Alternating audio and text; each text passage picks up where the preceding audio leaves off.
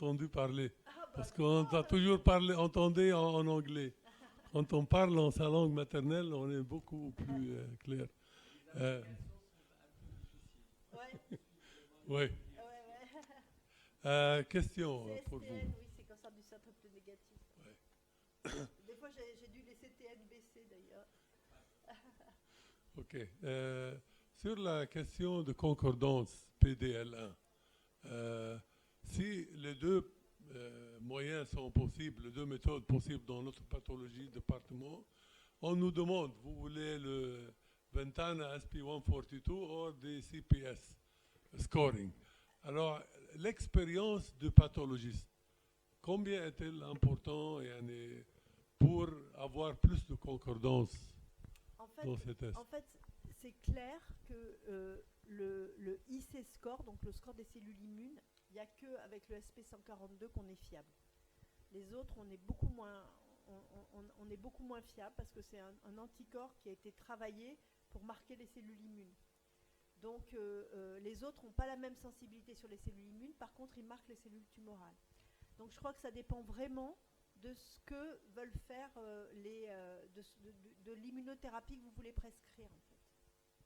Est-ce que vous pensez que Giuseppe Vial dit si une méthode est négative, il fait l'autre méthode? Oui, tout à fait. Oui, parce qu'on ne va pas avoir les mêmes choses. Donc, mais ça sera pas, par contre, ça ne donnera pas l'indication pour la même immunothérapie. Ça, pour le coup, c'est sûr. Avec les données qu'on a pour l'atezolizumab, on avait ce choix entre le pembro et l'atezolizumab et chacun a un testing particulier.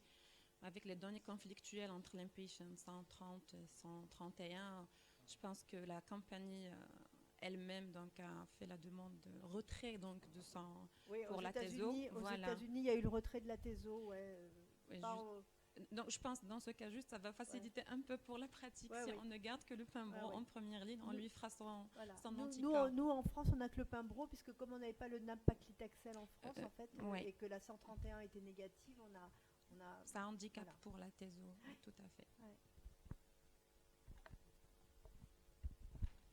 Merci pour votre présentation très compréhensive.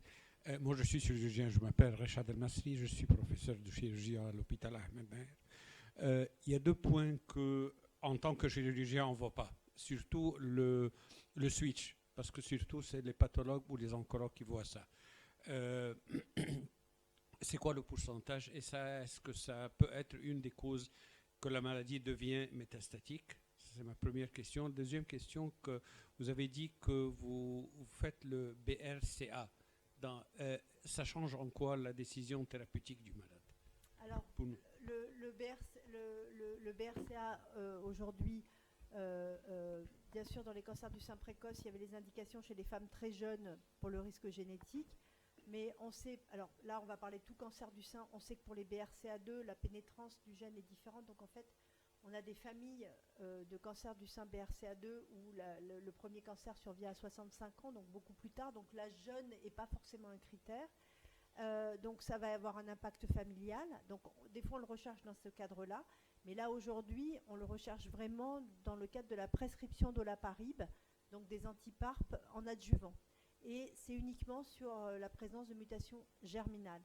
Mais ça peut avoir un impact sur le geste chirurgical pour vous et aussi pour la patiente par rapport à une mastectomie avec une reconstruction, avec une mastectomie de prévention du risque, puisqu'on dit plus prophylactique maintenant, de prévention du risque contralatéral. Donc ça peut impacter votre prise en charge chirurgicale et aussi la décision de la patiente. Et après, bien sûr, aussi les impacts surtout si c'est des BRCA1, sur l'annexectomie prophylactique ou la ligature préventive des trompes, enfin tout ce qu'il peut y avoir comme geste aussi sur la prévention du cancer de l'ovaire. Donc le switch, maintenant c'est à peu près toujours les mêmes chiffres dans la littérature, donc c'est à peu près 8% pour les cancers du sein HER2, là je parle des HER2 positifs amplifiés, et pour les RH+, on est autour, pour les RE qui sont finalement les plus importants dans le cancer du sein, on est aux alentours de 15-18%. Et probablement que c'est lié dans ces cas-là soit à des clones qui deviennent dominants, et qui en fait ne sont pas, avec l'hormonothérapie, deviennent dominants parce que les clones tumoraux qui étaient hormonosensibles, eux, ont disparu. Ça peut être lié, oui, à des phénomènes épigénétiques, on ne sait pas bien, mais en tout cas, c'est ce qui va probablement expliquer l'arrivée de la métastase, en particulier chez les patientes qui avaient au départ des tumeurs hormonosensibles. Ouais. Oui. Pour les cancers du sein, disons T1, T2, N0 comme luminaux, d'accord. Est-ce qu'on doit justement regarder sur le... Parce que quand on fait l'oncotype DX, ça revient par exemple à un low score, low risque de rechute ou quelque chose comme ça. Alors, est-ce qu'il faut aussi s'intéresser au stade clinique? Parce que si on dit que c'est sensible justement aux hormones, alors pourquoi on est intéressé au stade clinique? Disons, par exemple, même si c'est une masse de 7 ou 8 cm, mais c'est... Parce qu'aujourd'hui, alors ça serait plutôt par rapport aux inhibiteurs de cycle, vous voulez dire à une prescription d'inhibiteurs du cycle en phase adjuvante? Non, justement l'inscription de chimiothérapie en phase adjuvante. Alors, la prescription de chimiothérapie en phase adjuvante, en fait, nous, en France, même certains T3, mais de très bas grade, on ne fait pas systématiquement de la chimiothérapie. Mais par contre, on va plus facilement avoir des prescriptions de signature moléculaire. Ouais. Et bien sûr, s'il y a de 1 à 3 ganglions envahis chez des femmes ménopausées, là aussi, le stade ça ne sera pas le stade qui nous fera décider, et ça sera vraiment la signature moléculaire.